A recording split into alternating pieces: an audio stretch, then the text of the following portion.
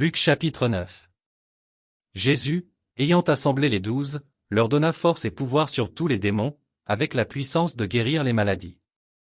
Il les envoya prêcher le royaume de Dieu, et guérir les malades. Ne prenez rien pour le voyage, leur dit-il, ni bâton, ni sac, ni pain, ni argent, et n'ayez pas de tunique. Dans quelque maison que vous entriez, restez et c'est de là que vous partirez. Et, si les gens ne vous reçoivent pas, sortez de cette ville, et secouez la poussière de vos pieds, en témoignage contre eux. Ils partirent, et ils allèrent de village en village, annonçant la bonne nouvelle et opérant partout des guérisons. Hérode le tétrarque entendit parler de tout ce qui se passait, et il ne savait que penser. Car les uns disaient que Jean était ressuscité des morts. D'autres, qu'Élie était apparu, et d'autres, qu'un des anciens prophètes était ressuscité. Mais Hérode disait, j'ai fait décapiter Jean, qui donc est celui-ci, dont j'entends dire de telles choses? Et il cherchait à le voir. Les apôtres, étant de retour, racontèrent à Jésus tout ce qu'ils avaient fait. Il les prit avec lui, et se retira à l'écart, du côté d'une ville appelée Bethsaïda.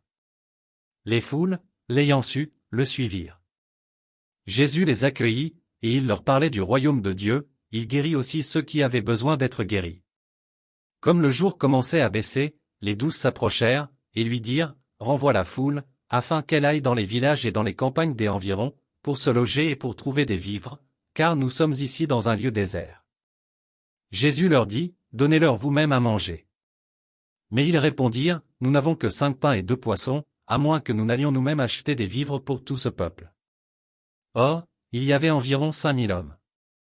Jésus dit à ses disciples, faites-les asseoir par rangées de 50. Ils firent ainsi, ils les firent tous asseoir. Jésus prit les 5 pains et les 2 poissons, et, levant les yeux vers le ciel, il les bénit. Puis, il les rompit, et les donna aux disciples, afin qu'ils les distribuassent à la foule. Tous mangèrent et furent rassasiés, et l'on emporta 12 paniers pleins des morceaux qui restaient. Un jour que Jésus priait à l'écart, ayant avec lui ses disciples, il leur posa cette question, qui dit-on que je suis? Ils répondirent, Jean-Baptiste, les autres, Élie, les autres, qu'un des anciens prophètes est ressuscité. Et vous, leur demanda-t-il, qui dites-vous que je suis? Pierre répondit, le Christ de Dieu. Jésus leur recommanda sévèrement de ne le dire à personne. Il ajouta qu'il fallait que le Fils de l'homme souffrit beaucoup, qu'il fût rejeté par les anciens, par les principaux sacrificateurs et par les scribes, qu'il fût mis à mort, et qu'il ressuscita le 3e jour. Puis il dit à tous, si quelqu'un veut venir après moi, qu'il renonce à lui-même, qu'il se charge chaque jour de sa croix, et qu'il me suive. Car celui qui voudra sauver sa vie la perdra, mais celui qui la perdra à cause de moi la sauvera.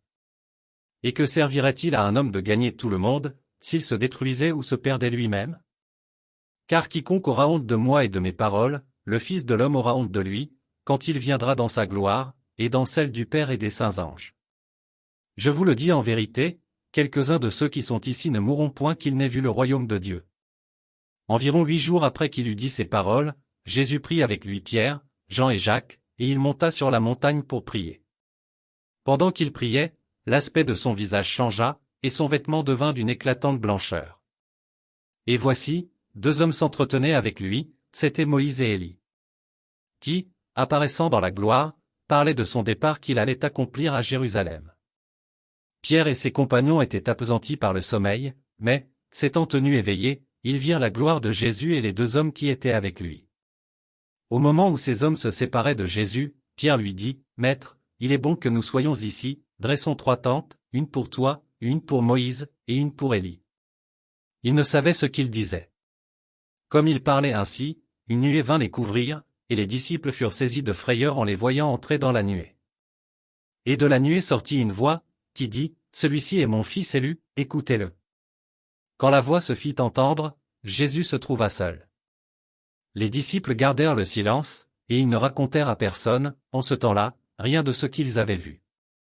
Le lendemain, lorsqu'ils furent descendus de la montagne, une grande foule vint au-devant de Jésus. Et voici, du milieu de la foule un homme s'écria, Maître, je t'en prie, porte les regards sur mon fils, car c'est mon fils unique. Un esprit le saisit, et aussitôt il pousse des cris, et l'esprit l'agite avec violence, le fait écumer, et a de la peine à se retirer de lui, après l'avoir tout brisé. J'ai prié tes disciples de le chasser, et ils n'ont pas pu. Race incrédule et perverse, répondit Jésus, jusqu'à quand serai-je avec vous, et vous supporterai-je? Amène ici ton fils. Comme il approchait, le démon le jeta par terre, et l'agita avec violence. Mais Jésus menaça l'esprit impur, guérit l'enfant, et le rendit à son père. Et tous furent frappés de la grandeur de Dieu. Tandis que chacun était dans l'admiration de tout ce que faisait Jésus, il dit à ses disciples. Pour vous, écoutez bien ceci, le Fils de l'homme doit être livré entre les mains des hommes. Mais les disciples ne comprenaient pas cette parole, elle était voilée pour eux, afin qu'ils n'en eussent pas le sens, et ils craignaient de l'interroger à ce sujet. Or, une pensée leur vint à l'esprit, savoir lequel d'entre eux était le plus grand. Jésus, voyant la pensée de leur cœur, prit un petit enfant, le plaça près de lui. Et leur dit, quiconque reçoit en mon nom ce petit enfant me reçoit moi-même, et quiconque me reçoit celui qui m'a envoyé. Car celui qui est le plus petit parmi vous tous, c'est celui-là qui est grand. Jean prit la parole, et dit, Maître, nous avons vu un homme qui chasse des démons en ton nom, et nous l'en avons empêché, parce qu'il ne nous suit pas. Ne l'en empêchez pas, lui répondit Jésus, car qui n'est pas contre vous et pour vous. Lorsque le temps où il devait être enlevé du monde approcha, Jésus prit la résolution de se rendre à Jérusalem. Il envoya devant lui des messagers, qui se mirent en route et entrèrent dans un bourg des Samaritains, pour lui préparer un logement. Mais on ne le reçut pas, parce qu'il se dirigeait sur Jérusalem. Les disciples Jacques et Jean, voyant cela, dirent, Seigneur, veux-tu que nous commandions que le feu descende du ciel et les consume?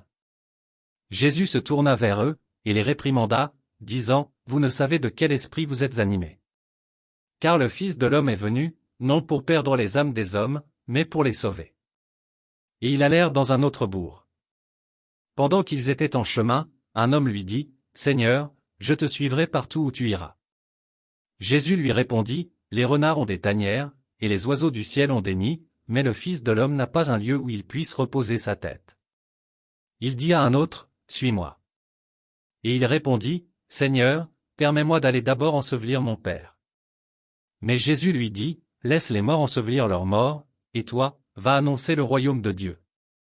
Un autre dit, Je te suivrai, Seigneur, mais permets-moi d'aller d'abord prendre congé de ceux de ma maison. Jésus lui répondit, Quiconque met la main à la charrue, et regarde en arrière, n'est pas propre au royaume de Dieu.